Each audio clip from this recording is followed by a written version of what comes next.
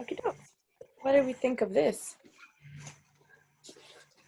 I like it. Mm-hmm. Yeah, I like it. I was excited for this kind of life scenario Yeah. to happen. Yeah, that was interesting. I mean, we barely dove in a little bit into the band situation. Yeah. So we don't know much about that, but it is kind of cool to see. I wasn't as excited about the glaciologist or the research one. At first I was like, oh my gosh, I'm not interested in this world. What's going on? Until the guy showed up and I was like, this guy, who are you? What's going on? Yeah, like, is that true? I mean, I guess it's true, like, because how would you know all that stuff, you Right? know? Yeah. Like, it makes sense. There's other people doing this. Yeah. Then did you believe him when he's like, oh, I've married you in another life? That's what I was just gonna bring up. I'm like, is that true, or was he just trying to support the point that we can do anything, we can be anything in any life? And I'm like, I don't Or is that know. just like a pickup line? Yeah, true. Yeah, very smooth. Yeah. Because didn't she? I didn't finish. Didn't she like end up leaving because their relations were? She was disappointed. Yes. Yes. Which I thought How was do you think he hilarious. felt about that? Imagine if that were true. You just disappear. know. If you were just like, I don't know. I thought it was funny because everything in the research and everything else, she was like, oh, well, she didn't want to die with the polar bear. And she's like, take me to the library, take me to the library. And it didn't happen. And then it's funny that it happened this way. I was like, oh my God, it's hilarious. Kind of funny. Yeah. But like, okay, if she stayed in that life, like, would she have to learn all the glaciology stuff, or would she like remember it? Or I'm just confused how this works. Yeah, because I feel like she goes in with the knowledge she already has. Like everything else kind of disappears. She doesn't really know, which, like, let's say this is true and this would happen to us, that would suck. Like you're literally going in blank and you're confused and I don't know. I wouldn't like it. Because it seems like that's how it is. Like you just don't know anything, and I feel like you would have to relearn it. All your relationships too. Yeah. Yeah, so like if she chooses to stay with this band life, she has to like learn all the songs, like maybe by tomorrow, because they might be performing tomorrow. It's crazy. And I also feel like that Hugo guy was more fascinated about living all these different types of lives than actually trying to find the purpose on why he's living all these type of lives. And I think she's trying to like find the reason behind it. He just thinks it's fun. Yeah. Curious. And that's why he's done it for so long. Yeah. But I thought it was interesting how the different people have different in-betweens, like video store, casino, and made me think about what mine would be. And I haven't figured it out yet. I mean, I like books. Yeah. But I don't know. I think it would be different. I don't think it would be books for me.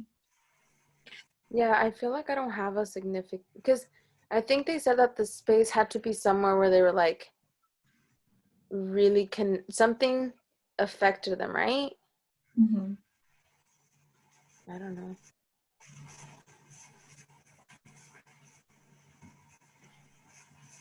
Mine might be a library.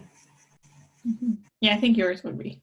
I'm trying to imagine what the casino one would look like. Right? Would it be different machines or going up to different poker tables? Yeah. Okay. Maybe a Russian roulette, and then every time the ball lands somewhere, it's like, or just a roulette, not a Russian roulette. If the ball lands somewhere, it's a different life. The dealer giving you the cards. Flip over the card. That's your life that you try out. Yeah. That'd be kind of cool. Cool.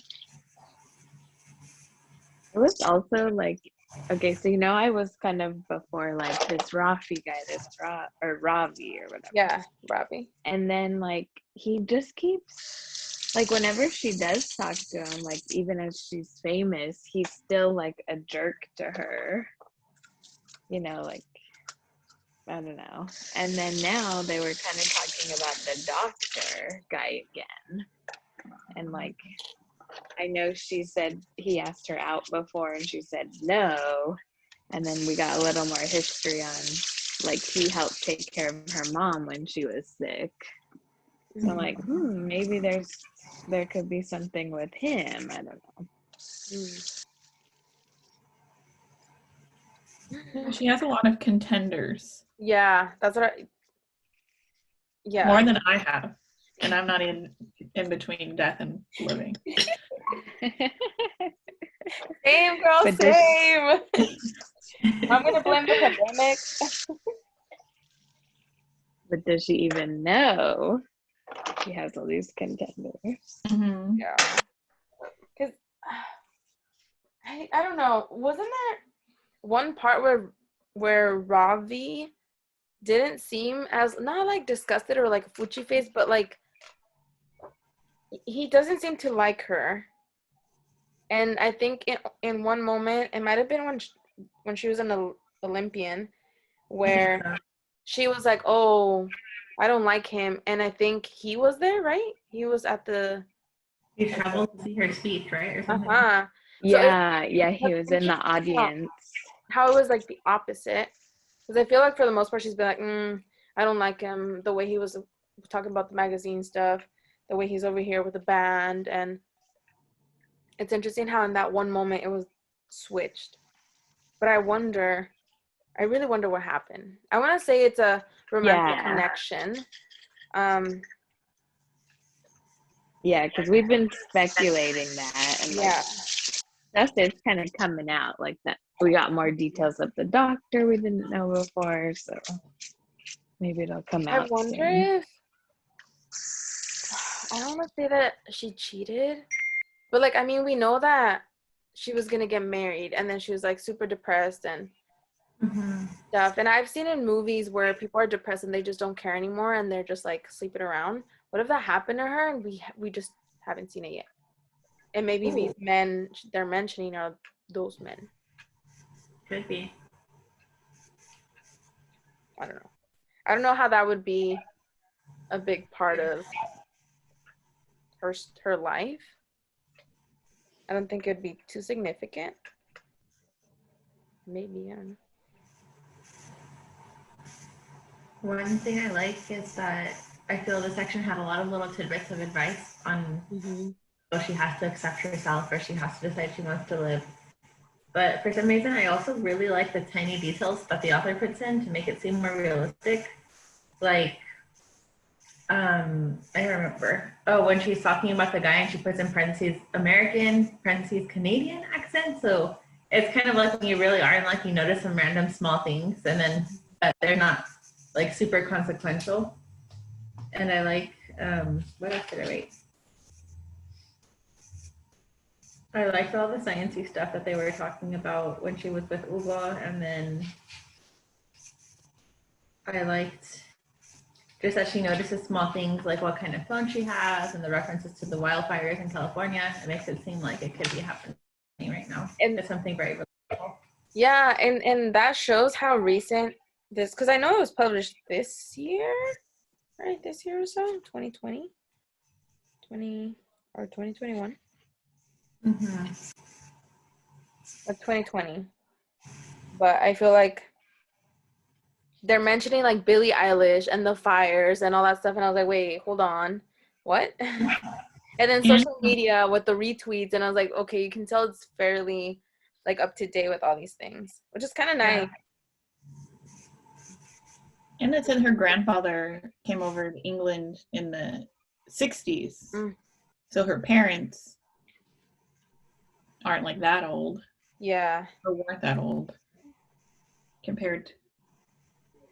But I agree with you, Karina. I forget sometimes that there's like I don't know if you would call it fantasy element, like the whole library part. Yeah. It's not like not something that could actually happen in real life. I guess that's what's cool because some of it is like very real life and then the other parts are not and they kind of are in a pattern. So I'm really liking that. And I really liked, I think for the whole book so far, I liked the little section called Island on 134. That was my favorite part of the book so far. It's when she's on right after the bear attack. What happened in that section? I forget. She just is going over how she feels after the bear attack. It's very like reflecting on her life.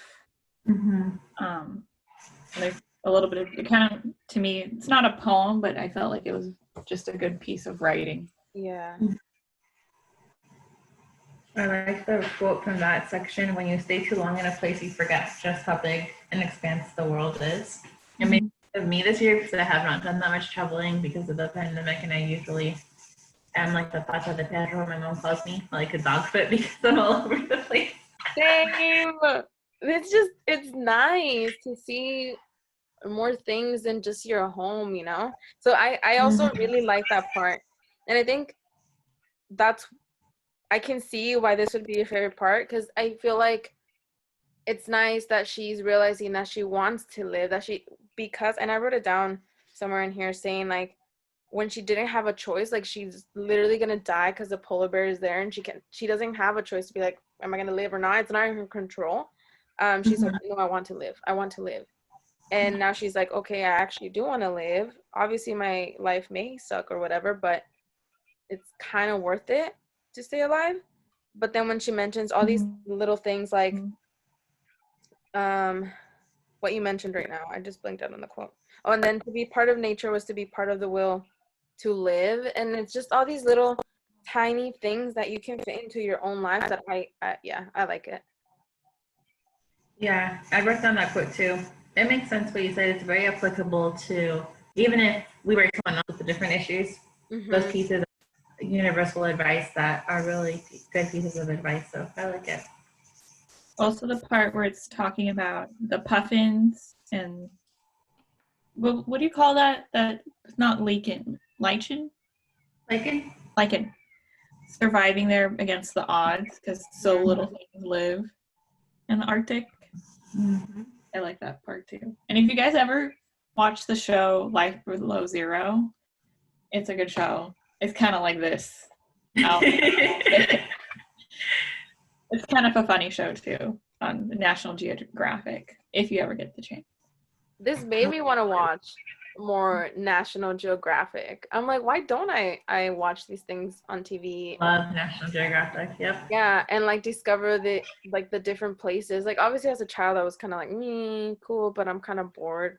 But like now I kind of want to know more about it and be like, oh, look at these random facts, or like, my next destination or something, you know.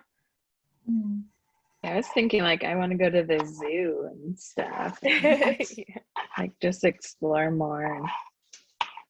Yeah, like I think she's just realizing like she doesn't have to be a glaciologist or whatever. She can just like travel a bit, you know, and just like be, do more nature things. Yeah. She's like, I like nature.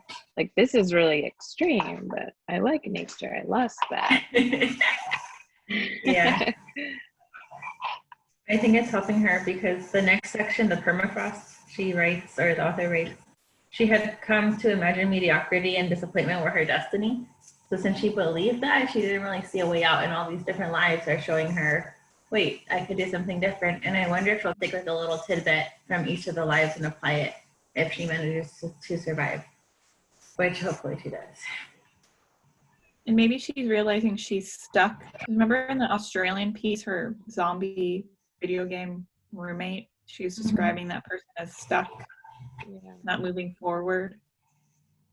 Maybe that's what she's realizing was happening in her life. Just stuck because of her mental health. Yeah.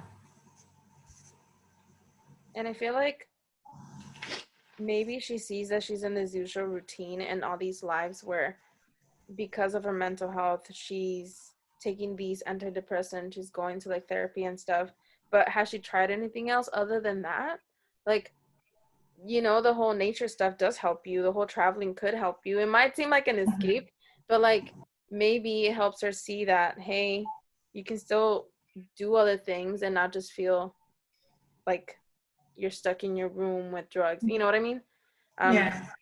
So I like that she's realizing that, hey, this whole depression, anxiety stuff is part of me and I have to deal with it. It doesn't necessarily have to kill her. Which I like.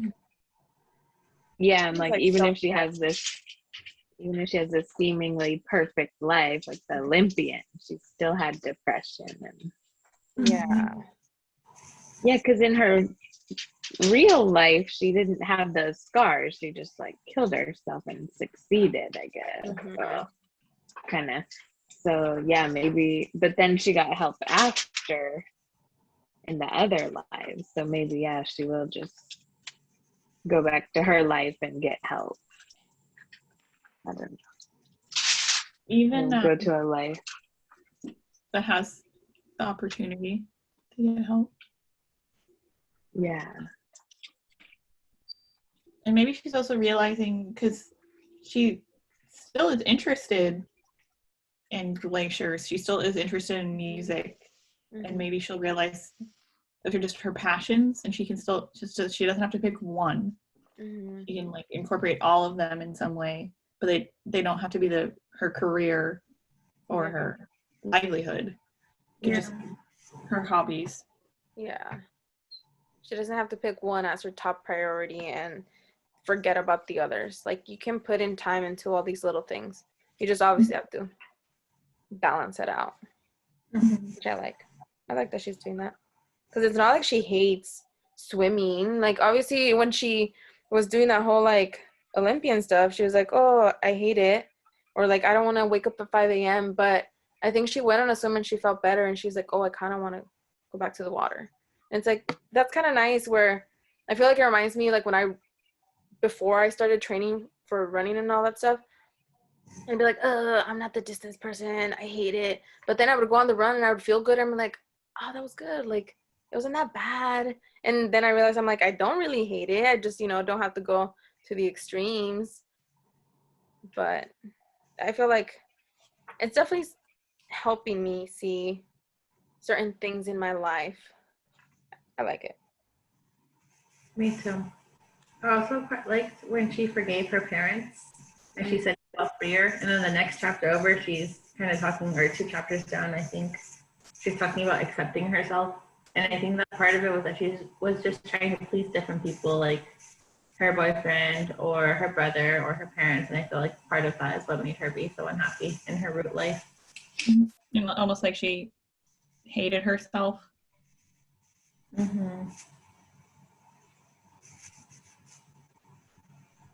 Yeah, I think I like that we mentioned previously that she's going to go through these books and get closure from all the regrets.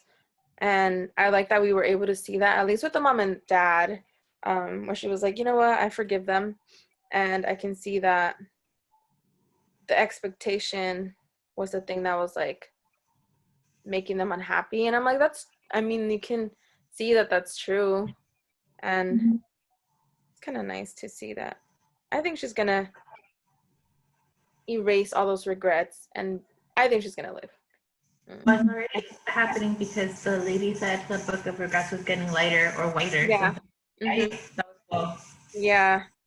And I think she said, was it something about, because she was lying about it, or like something about her thoughts that she was lying, and then when she said, no, I'm not, but then they kind of erased because it was true and she didn't really, you know what I'm talking about? It was kind of confusing. Yeah. It's like her perception of what was a regret is changing, kind of. Yes. I was just like, interesting. And I think she has to go back to her root life, because otherwise, if she doesn't, then that will be a regret, is giving up on that person. True. Yeah, like she has to regret killing herself or something. Yeah. Go back there. Ooh, that can definitely be added. Yeah, that's nice. Because she already kind of regrets it when the polar bear attacks her. She's like, I don't want to. I want to live. Yeah. She's like, I can't believe that's what I was thinking after that. But, Yeah. like, yep, that's what I'm thinking. And it must be about control because she didn't really have control over that situation. She had control over whether she took the pills. Mm-hmm. And she was spiraling in that moment. And maybe she felt the only way to control her life was to take the pills. Not really about wanting to die. Mm. Yeah, I'm just thinking about how she's exited these lives, like with the TED Talk or whatever you call that. She like totally just bombed that. Like, I think knowing she was gonna leave that life. Yeah. But I felt like with the glaciology one, like, you know, she wasn't trying to like do anything too crazy. Yeah. But I think she was kind of over it until she met that guy. So she's like, why not? I feel like she may have wanted to stay a bit longer until obviously that happened, and she's like, well, it was disappointing. She's like, never mind. Yeah, like I think so. That was very funny. I think that's my favorite exit, because I was like, Yeah. she couldn't leave for the polar bear, and yet here she is trying to like talk to this man, trying to figure out more about the sliders. That's what they call them, right? That was interesting. Yeah. I think the author did it on purpose. Yeah. To also tell the readers, like, if you're a girl or if you're a boy, you don't need the partner to like make your life happy. Because the second failed one, but this one was just so comedic because, oh, you're so French, and he's talking in French, and he's like relatively handsome, and then Yeah. Yeah. And she was just like taking a risk, you know. She's like, I wouldn't normally do this, but Mm-hmm. I'm just gonna do it. And I was like, you go, girl.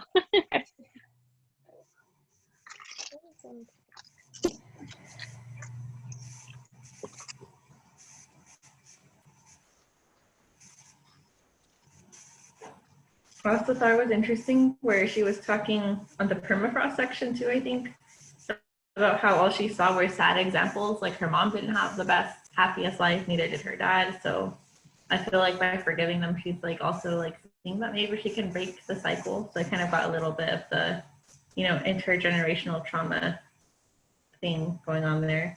Reminded me of Holes, Stanley Yelnats, and Madame Zeroni. Stanley Yelnats, yeah, that's a good, Oh good gosh, comparison. I read that a long time ago. I love that book. Yeah, I loved it too. I can't remember it though. I just watched the movie again recently, so that's why it came to mind. I Yeah, don't it's know like why, always, but always I read on it again. TV. Yeah, now I kind of want to read it again. Have a copy. We can do it for book club. I want to. I know. It's on the app. There you go. I have it in Spanish for some reason, but I think that's why, because I know it really well in English, so that makes it easier when I'm reading in Spanish. Like in words I don't know. So what do you think is going to happen with the podcast? I think she's gonna royally mess it up, just like the TED Talk, because she doesn't know the band members. And what if they ask about them, and then she like says something completely wrong? Then when she gets back out, they're gonna be all mad at her, which will be awkward. But I don't know if it will be enough to send her back. Actually, Maybe she'll be. Yeah. I don't know.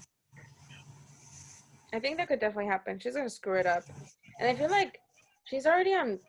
Ravi's already kind of like, I don't know why he's giving her so much attitude, but doesn't it seem like it? Yeah.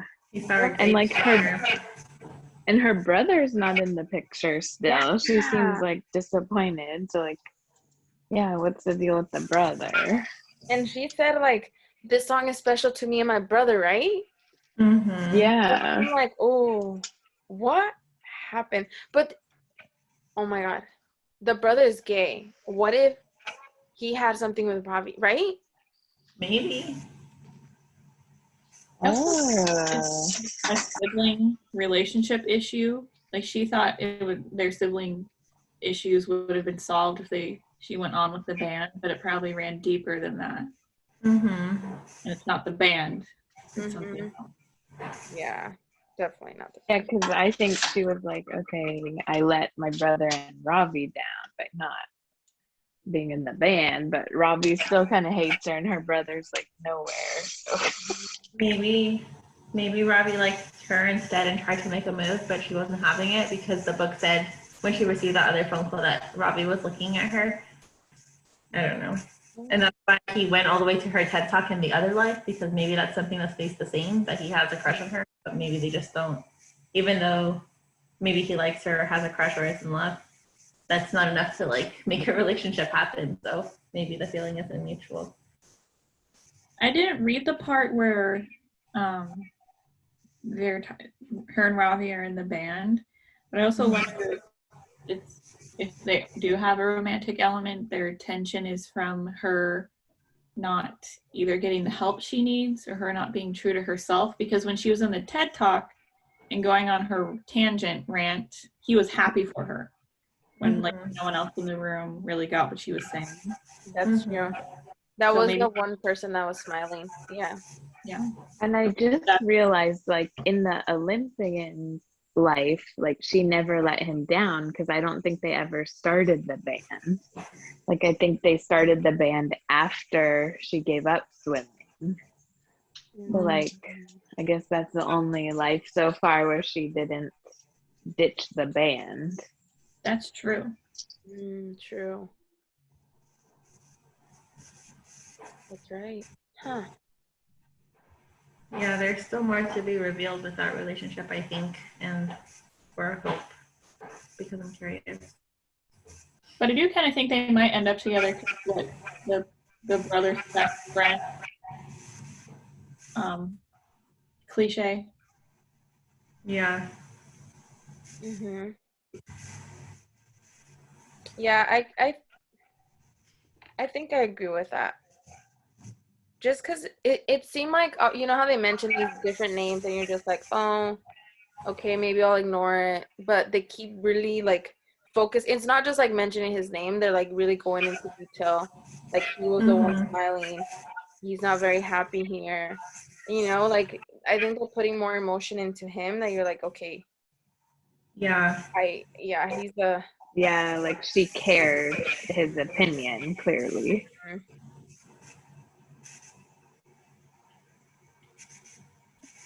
It's even, I feel like in a way the book pays more attention to him than the friend, right? The Australian friend. Yeah, I forgot about the Australian friend for a bit. Yeah, I'm wondering, something has to happen there, I feel. I decided that my in-between would be a school campus, like an elementary school campus, in the different classrooms. Nice. Oh, that's cute. Of course, I have no choice, but I imagine. I don't know where mine would be. I think mine would be a school or a library for sure.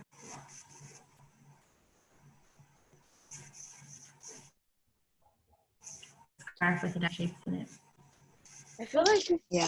Oh my Maybe god. mine would be a hospital. Oh yeah. Different charts. Yeah, I made it on a graph paper.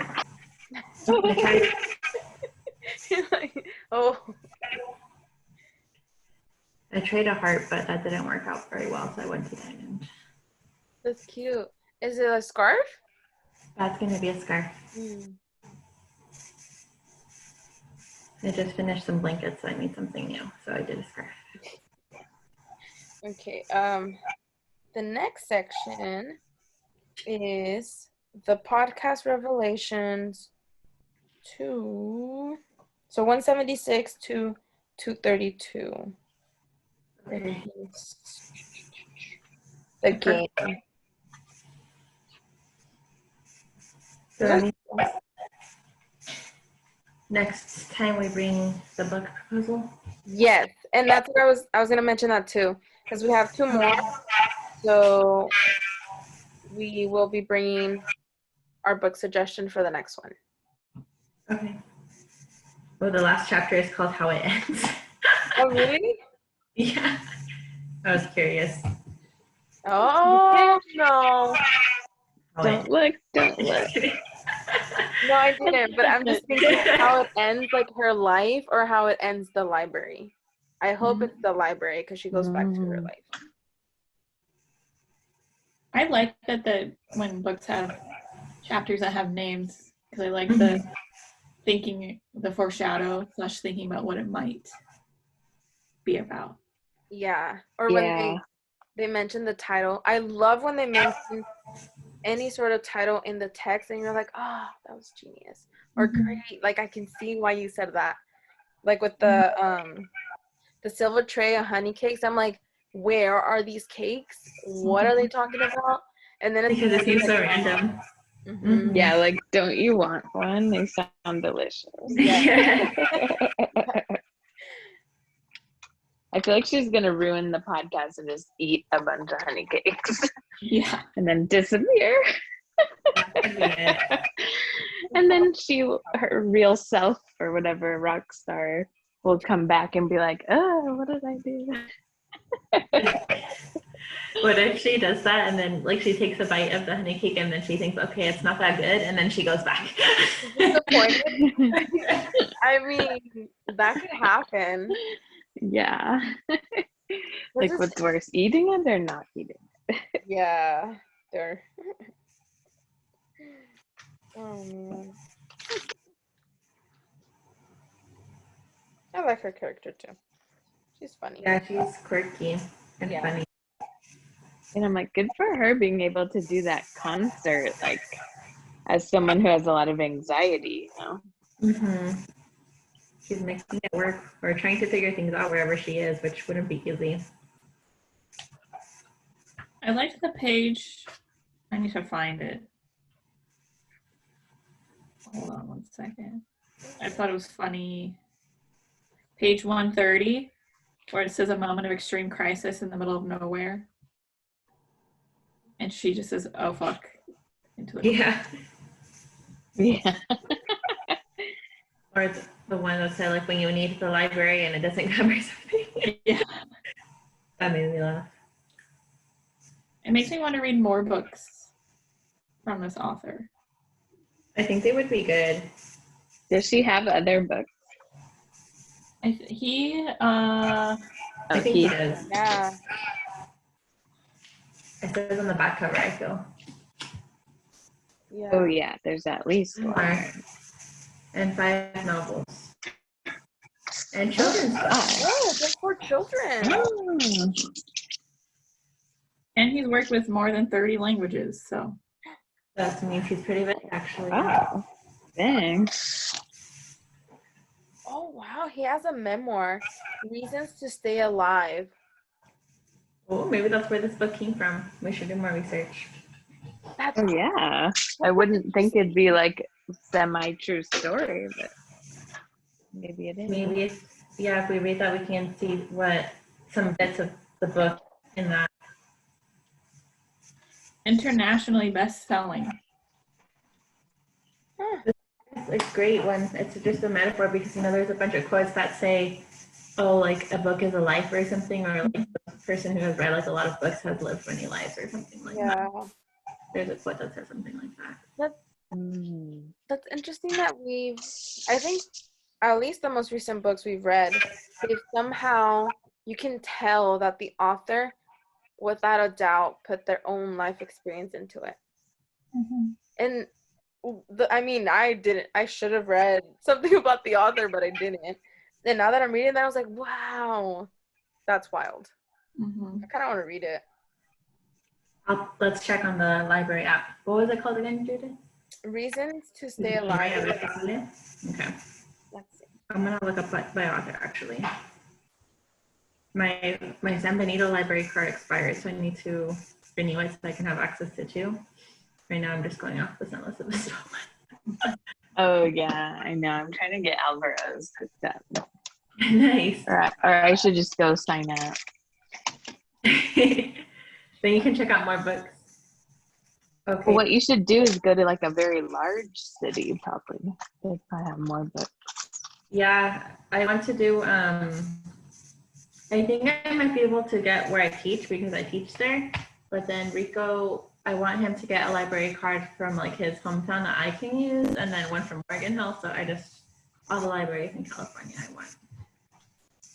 Yeah. I put some of his books on hold, so I will get them eventually. They were there, the ones that I want, the memoir and the other novel. The memoir was there? Yeah, but I have to wait a bit because it has a waiting list. It wasn't on mine. Sad. Yeah, I like this book. I'm always just so curious because it keeps changing, you know? It's like I don't know, kind of the same story but a different version. Yeah, which is kind of nice because I feel like when you go from so many different worlds, I feel like you can get confused and be like, what's going on? Who is this? But I like that it's very clear. And you're not getting lost into what am I in the present? Am I in the past? Obviously the present isn't really present. Yeah. But I like that it's not confusing me traveling from one place to another. Yeah. And like there's new characters, there's repetitive characters, but she does do a good job with that. Yeah. So I don't get too confused. Yeah, I like it too. And I'm not gonna lie, when he first mentioned it, I was like, okay, cool, but maybe I won't buy it or I won't want to read it. But then I was like, you know what? Why not? And I'm glad we picked this one as our state. Okay. I think we needed it. It's a little more lighthearted, even though it's like about death. Yeah. So in the glacier part, I didn't notice anything about pills or self-harm. Was that in, because I didn't get that far, did she mention any of that in the band portion? I don't think so. In the glaciologist one, I think that she was drinking a bit, but I don't know. To me, it didn't really seem like it was excessive. She just had a hangover at the beginning part of it. Yeah. I think in the band they were kind of saying something happened in Portugal, or was that in the swimmer? I think that was in the swimmer. Yeah, maybe that was the swimming one. But I just thought it maybe signified her something. I don't know what, because in all the other ones, it was present. Yeah, like being a little bit better, or the fact that it's not there means that she is less likely to need it when she comes back to her root life. Maybe that makes sense.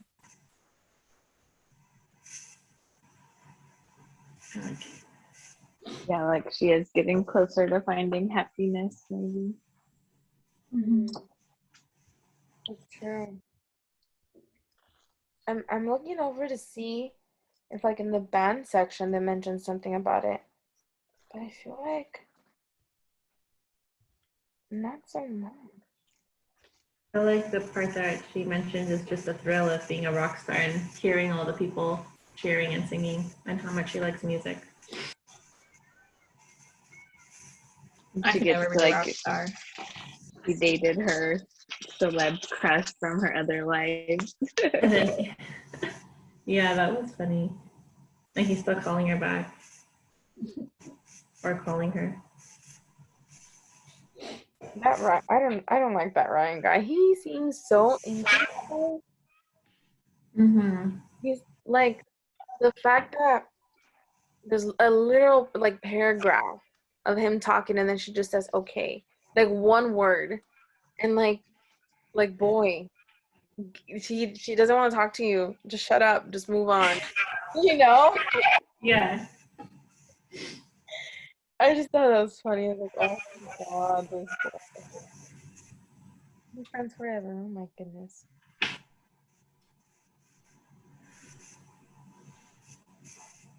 No, I don't think maybe we'll see it less. Hopefully. I think that will be part of her progressing to something better, but who knows? Mm-hmm. Yeah, that's interesting.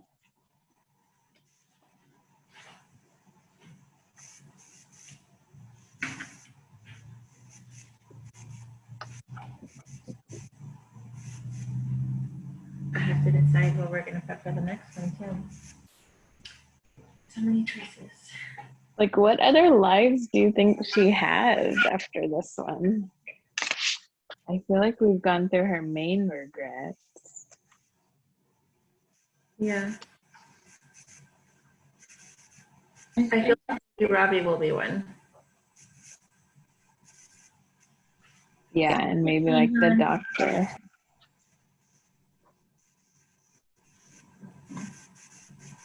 Yeah, because there's still a good chunk of book left.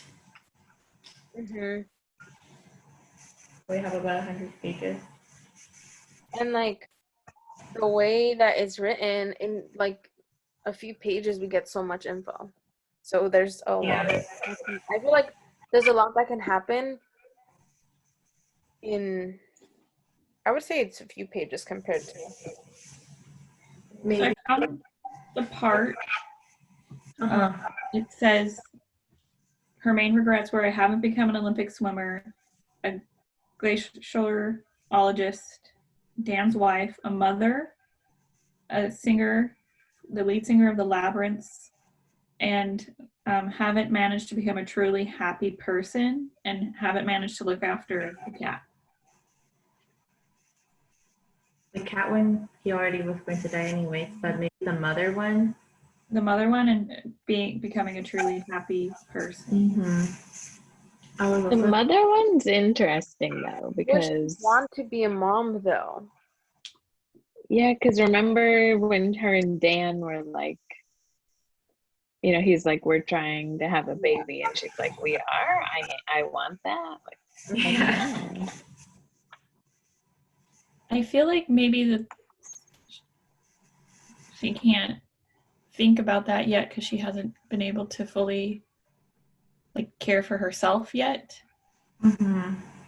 Maybe when she gets there. Maybe it will go have a happy life as one of the books, and like after that she's experienced that, then the next one will be like, oh, she's a parent, and then she'll have to decide whether I really like it or not. Mm-hmm. I also yeah, want there too. Maybe that will be a section so we can figure out what happened with him as well.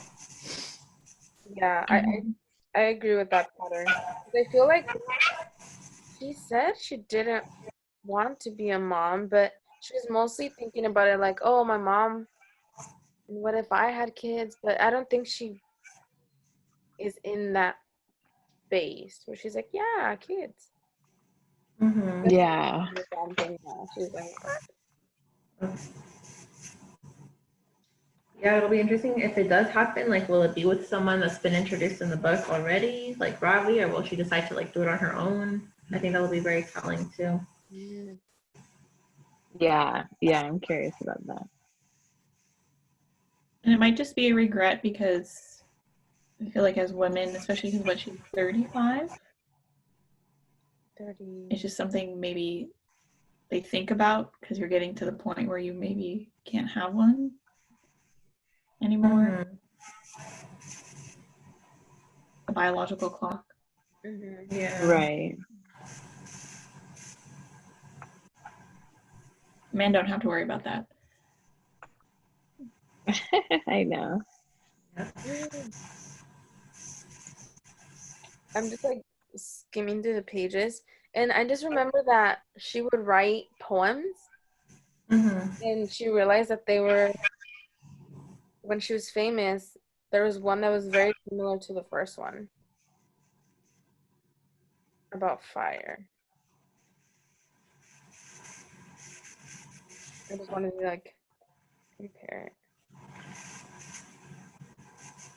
She says she had fire inside her. She wondered if the fire was to warm her or destroy her. Then she realized a fire had no motive. Only she could have that. The power was hers. I think that one's more positive, and the other one is more depressing. Because it was like every part of her that changed, that got scraped off because of schoolyard laughter or the advice of grown-ups long gone, and the pain of friends already dead. She collected those bits of the floor like wood shavings, and she made them into fuel. Oh no, it's the same. Into fire and burned, bright enough to see forever. I thought they'd be different. But I feel like towards the end of the last one, or like the previous one, it kind of seems like it's not that sad. Yeah, I can't decide. And maybe she doesn't want to have kids because of how she grew up and seeing her parents like all sad and mad, you know? And especially with what she learned about them in her new lives. But if she manages to be happy, maybe she'll change her mind. Or maybe she won't.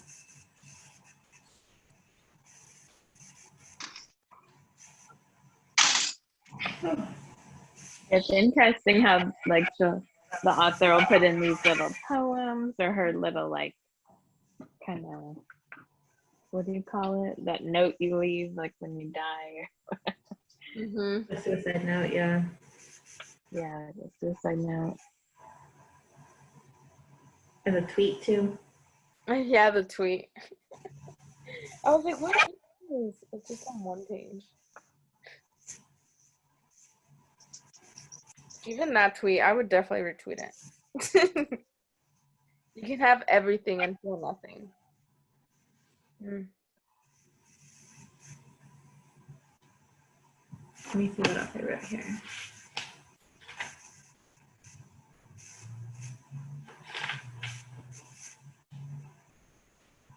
The other part I thought was interesting too is that one guy talking about social media, that our brain can only manage 150 people at a time.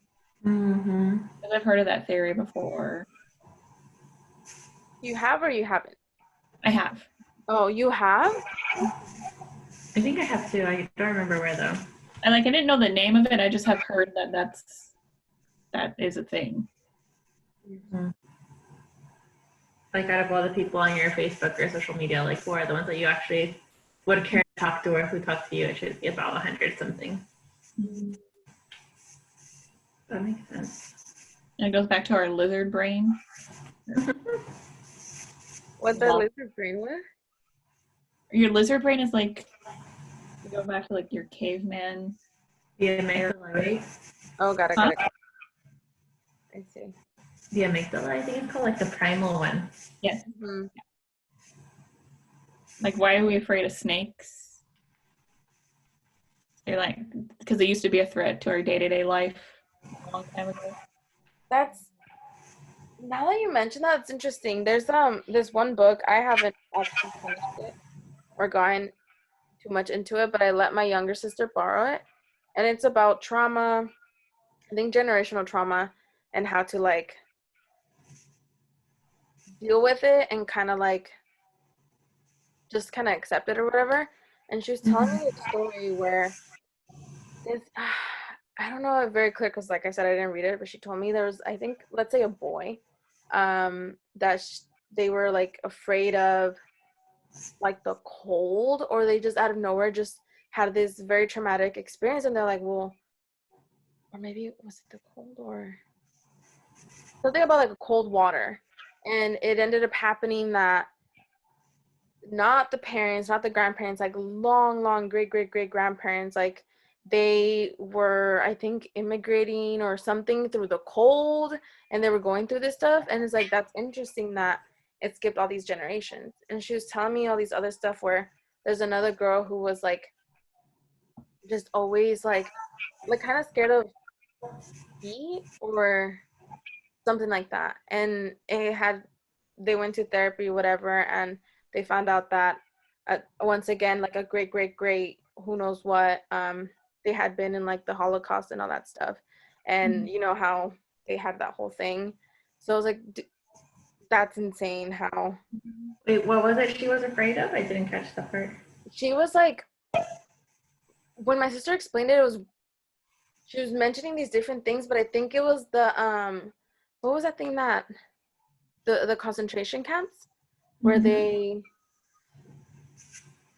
Gas just chamber. afraid of like this heat thing. Oh, gas chamber. Yes, the gas chambers. And I'm gonna have to read it because I want to know exactly how it went. She's like, oh, this story and this story and this story, and I'm like, okay, but What's it called? I didn't get exact details. But it's interesting how, like you mentioned, Katie, how people are scared of snakes because of obviously our ancestors, and I'm like, how can that not relate? You know, I feel like at some point that is true. Like that girl who had never been in any like super hot situation or claustrophobic situation, and she was like terrified. It's like, what is wrong with you? Yeah. I heard I had the opportunity to go to the Holocaust Museum, the Museum of Tolerance, Mhm. 1 years ago, and I got to hear a Holocaust survivor speak. And it's crazy because he's, up there in age, but he was hiding in a basement. And I think he had just been born, or he was born in the basement. And he was hiding in the basement of a family, a Nazi family. And I think the husband was like something with the military for the Nazis, but somehow he was empathetic because he pretended not to know that they were there, but he kind of knew that they were there. And his wife was the one helping the family. And he was telling us how now he grew up, and I think at the beginning, he had never been outside for a few years. I think they were in there about 2 years, maybe 3. And he was afraid of the open spaces because all he had ever known was like a tiny little basement.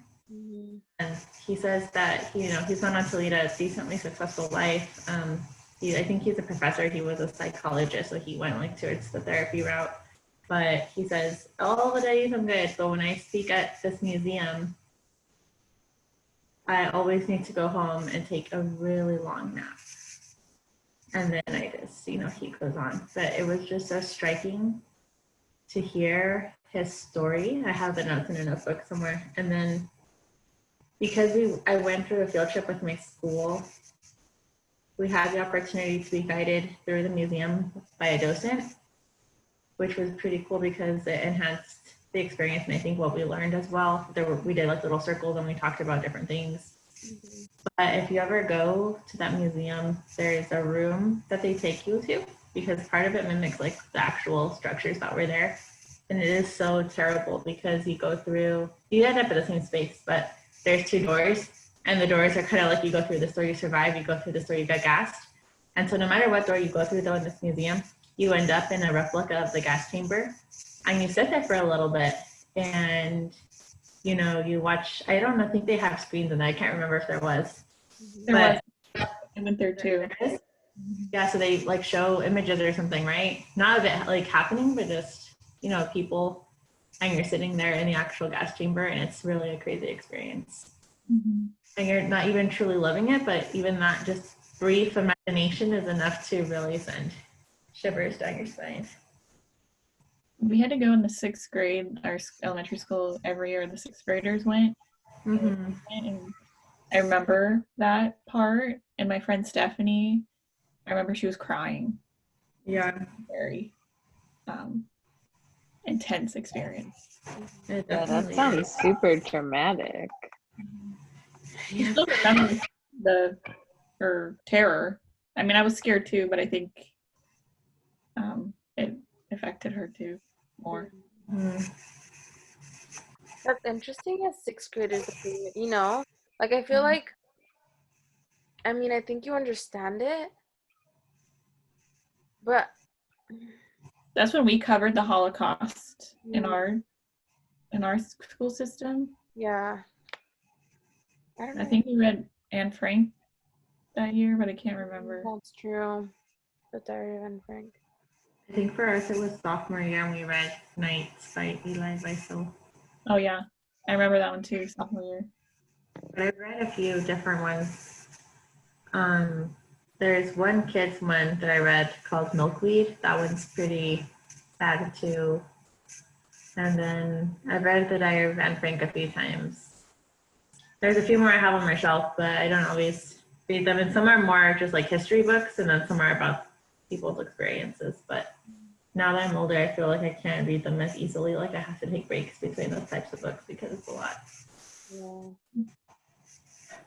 Yeah, I was just telling my mom today, like in high school, we were reading The Great Gatsby, Lord of the Flies, Tennessee, all these people, and like they were interesting stories, but because we were so young, and me especially, I haven't really went through any like major life things, so I couldn't always relate to the stories. But now that I'm older, I can. Yeah. It can also be more difficult because real life had happened. Yeah. You know more, you've experienced more, so those books can like wake up like memories and stuff in you. Mm-hmm. Yeah, that's interesting because I feel like reading them as younger kids, I think you're just really getting the story. You're not really relating to it, or you know. So I feel like if you go back, it's definitely different. But now I feel like I should go back to the books I read when I was younger. See what I Because missed. we read Henry David Thoreau in AP language, but I thought he was just spitting random things out. Yeah, exactly. I did not like Thoreau in high school, and then his quote about solitude, I'm like, that's me. Yeah. I took philosophy in college. It was so interesting, but it's just such a different part of the brain, you know? Yeah. Like from her glaciology science. Like, I do know someone who double majored philosophy and chemistry. Oh, It's just like Oh, snap. it's kind of weird to have like both those brains. yeah, that's interesting because it's like, I'm not saying like philosophy you're just lost in a whole different dimension, but that's how it feels. You know what I mean? You're just like thinking of this, but then the opposite of that, and then you contradict that and blah blah blah. And I'm like, okay, what? You know, like let's come back to. But Yeah, that was a hard Yeah, one for me. like maybe logic would be. It's more similar, I think. That's so cool. Chemistry and philosophy. That's awesome. Yeah. I'm definitely more the science type of person, I think. Agreed. Okay, well, anything we would like to add with our reading this week? All I can think of. I think I'm good. Yeah, we covered everything. So our next section, don't forget to bring your books. I'll put it on Instagram too, and all that stuff. I'm excited. I kind of want to read now. Yeah, on the last section, I usually read it sooner than what my usual schedule is because I get curious about the ending. Yeah.